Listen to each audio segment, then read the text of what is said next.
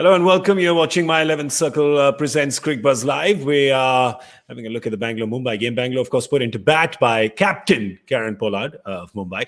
Started off really well for them, one of their best starts of the tournament, but went a little pear-shaped in the back 10. Yes, 164 for the loss of 6 wickets and a bit of a dismal show in the last 5 especially, or just a great show by the Mumbai bowlers. I'm Gaurav Kapur, I have Michael Vaughan and Simon Doull joining me from different parts of the world because this is an international men of mystery kind of show. Dooley, the bowlers of Mumbai, international men of mystery, aren't they? Yeah, brilliant, weren't they? It wasn't a great start. I think Philippi and Devdutt Padikkal batted really well at the start, and it's what they've been looking for. And we talked about it in the pre-show about Aaron Finch just not going at a decent strike rate. Well, Philippi gave them a little bit of that strike rate up front. DDP was brilliant. And thinking at the end of the 11th, when Kohli and DDP were together, they were 93 for 1. Yep. Now, you give that to Mumbai, they probably score 220 most days of the week. You give it to most other sides, they're going to get 180, 190. But they pulled it back brilliantly, courtesy of Bumrah mainly, and did a great job, I think, at the end. They'll be stoked that they've only got 165 to chase, I would have thought, after this. Yeah, we were, when Michael and he were here, and me were here for Cricbuzz Combox at the end of the 10th, we were saying at least 180. This is the kind of surface, Warnie, that they would definitely want. They were, what, 88? I think they were 88 for 1 at the end at 10. I mean, they haven't even doubled it. No, I mean, they had the start, they had the foundation. As Dooley says, generally most teams in T20 cricket, once they've got the foundation, it's so difficult for the captains and the bowlers because you know you're just going to be put around the park. But Jasprit Bumrah, very similar to Rashid Khan last night, these two bowlers are the best. They're the best at what they do. They grab the ball and they just sprinkle. What are you doing? Sprinkling a bit of kind of magic stuff. I'm sprinkling gold dust because that's what they do. That's what Rashid did yesterday. That's what Bumrah's done today. Just sprinkling gold dust. Well, what they do is that they're so difficult to hit, but they get wickets. And the key in T20 cricket to reducing the opposition to this kind of total, which I think is just under par. They're not out of it, Bangalore, because they've got a good bowling unit. But that's what real quality bowlers do. They get wickets and they stop the opposition from powering ahead. As Simon mentioned, Mumbai Indians in the position that they found themselves after 10 overs would have got at least 190, 200 plus. Because of the brilliance of Bumrah, decent fielding unit. Kieron Pollard was excellent. His matchup to AB de Villiers was probably a changing point in the whole innings. They've reduced them to a total that they should be in that dressing room fancying their chances of winning the game. Yeah, Mumbai definitely takes the momentum. Oh, no, I use that word. No, Dooley, just throw something at me. Just throw it. Just throw something at me. Throw the lamp at me. We're just, just in our little bubble at the hotel, and as it does, while watching the game, the conversation turns to Bumrah and the best T20 bowlers or the best IPL bowlers. We're thinking, okay, well, Rashid has got to be up there as one of the best, all-time. We're talking all-time IPL bowlers, and Lasith Malinga was at the top of the list. Rashid Khan was possibly second on the list, and Bumrah possibly third on the list. Now, I couldn't think of any others that really stood out as all-time IPL bowlers, and those three are just, Lasith was special, absolutely special, and these two guys that you've just talked about, Vaughan, Rashid Khan last night, and now Bumrah again tonight. The back half of the tournament for him has just been sensational. Yeah, these are the bowlers you take their 4 overs to the bank, really, and this is what Bumrah has done. If you think he's probably had just 4 off games, but he's had, 8 now? This is their 12th, so 8 excellent games. You're getting your economy from him. You're getting the breakthroughs from him, and today 4 overs for 14 with 3 wickets. That's just absolutely special on a surface. Let's not have any confusion about this, Vonnie. On a surface that actually is good for batting. Yeah, it looks. I mean, when you can see the deflections going for 4, it looks like it's got nice true bounce. You can play the pull shots if you've got that in your capabilities, and if it's in your slot, you can smash it down the ground. So I'd say it's the perfect kind of wicket to bat on. But getting wickets is the key. Any captain in T20 cricket, of course, you want the economy to be as low as possible. But if you've got bowlers that you can throw the ball to that can get 1 or 2 quick wickets to completely put the brakes on the opposition batting, that's why Bumrah, Rashid Khan, you mentioned Lasith Malinga used to do it for fun at the end of the innings. I'd put Ravindra Jadeja in there as well. I think he's been high class across the IPL. But they're worth the weight in gold. Any kind of bowlers in T20 cricket that can get you wickets is exactly what the captains want. Special things happen to special people. For Jasprit Bumrah, his first wicket was Virat Kohli. His 100th wicket is Virat Kohli. Those are special wickets, and if you can get them as your 1 in 100, that's great. My favorite moment, though, of the game, and we just referenced it for a quick second. It's Pollard. They see the matchups. He says, "I'm going to come to bowl to AB." Captain tells himself, "You've got one job," and he does that one job, and then goes away. Says, "That's it. I'm done. No more for me. Thank you very much." This is where the scouting comes into play, doesn't it? The whole, this is why they do the scouting. I'm sure that, they're not positive that it's going to work all the time, but Shane Bond, Mahela Javardhana, they're probably looking at Polly and saying, "Listen, you've got to bowl him over to AB. You've got him out, in the past. You've got the wood on this guy. Let's see if it works. 1 over, 1 for 5. And then as a captain, best thing you can do, Vaughnie, isn't it? Just take yourself off, never bowl again." Yeah, it's like, I did well. That's it. Quit when you're ahead. Yeah, look after the average.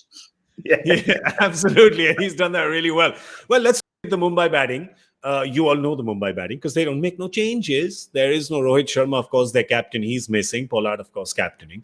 And you've got Ishan Kishan and Quinton de Kock at the top. There is no question about how Ishan Kishan will bat. He will take no prisoners. You will not die wondering.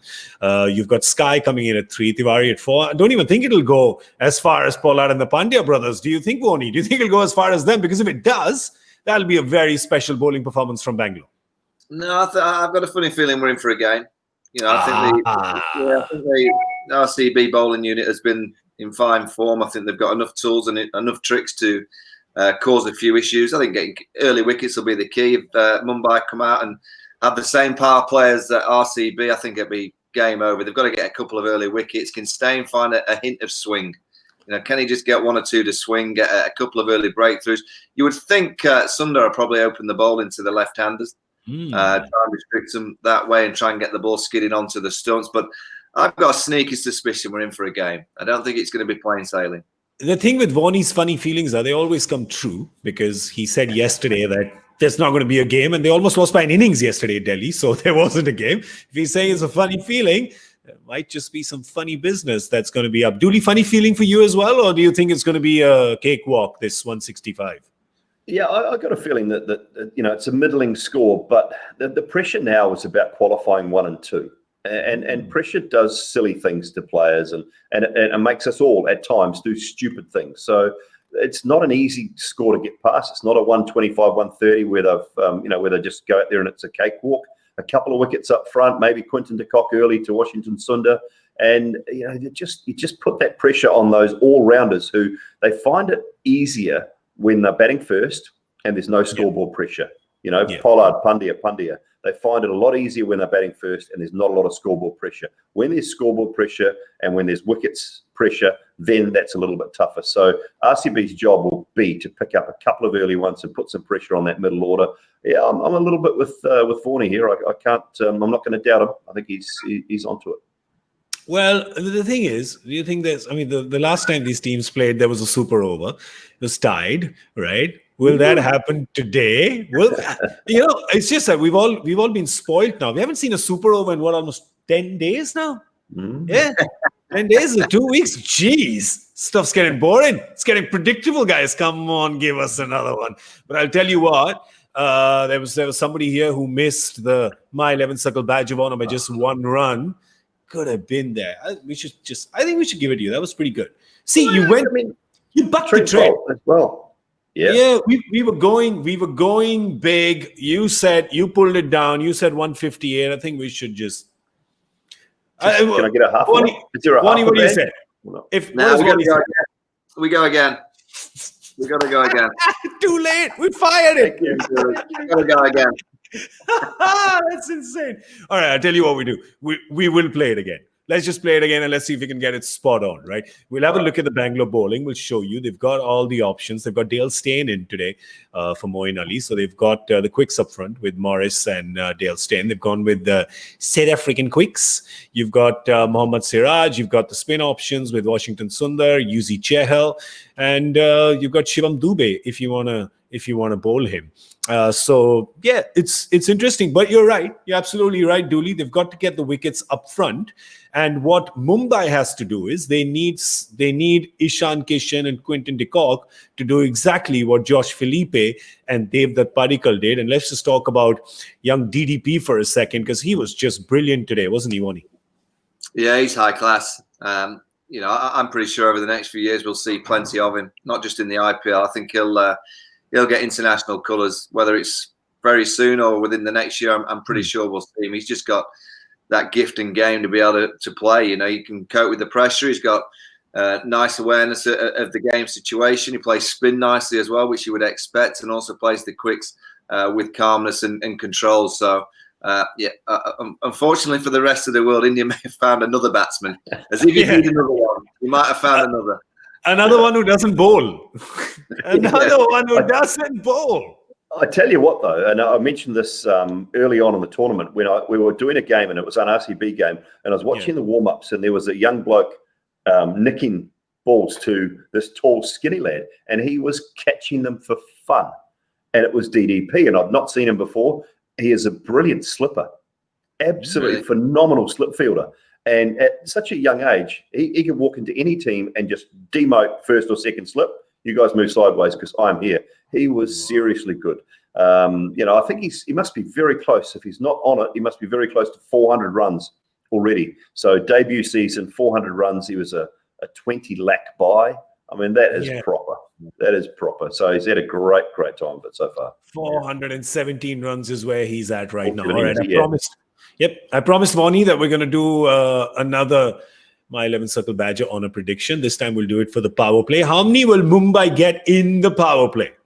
Come on, Michael. I'm going 50 for 2. Oh, you even go brave. You're even saying the wickets. I'm going the full hog here. I'm putting wickets as well. Do we have to do the same then? I was just going to go for runs, but we won't do that. You go, G. Go on. Okay, I will go 47. For how many? This is just a side bet between us. None. Yeah. None? Okay. All right. Well, you guys went high before. I went low. I'm going to go high. I'm going to go 61 for 1. You think that they'll drop a wicket and still get 61? Well, this is going to be a fun power play. Yeah. This is going to be a fun power play. Between us, we've got 0 wicket, 1 wicket, 2 wickets. We've got the scores. We've got the spread here. So we should be all right. It's going to come to somebody or the other. Or is it not? If it doesn't, if it's lower or it's higher, then you know the game's gone one way or the other. Final call. Michael, Simon, where do you see the needle? Advantage, slight advantage, bit disadvantage, bit, just a bit. Mumbai just. Yeah. Just. Simon, for you as well, just? Yeah, I think so. Look, it's a 65, 35 Mumbai. 65-35. All right. What do you think? Let us know. Hashtag Cricbuzz Live on Twitter. We're going to see you at the end of the 10th over with an update, Cricbuzz Combox. And then, of course, we're going to be here at the end of the game. Thank you so much. You were watching My 11 Circle Presents Cricbuzz Live.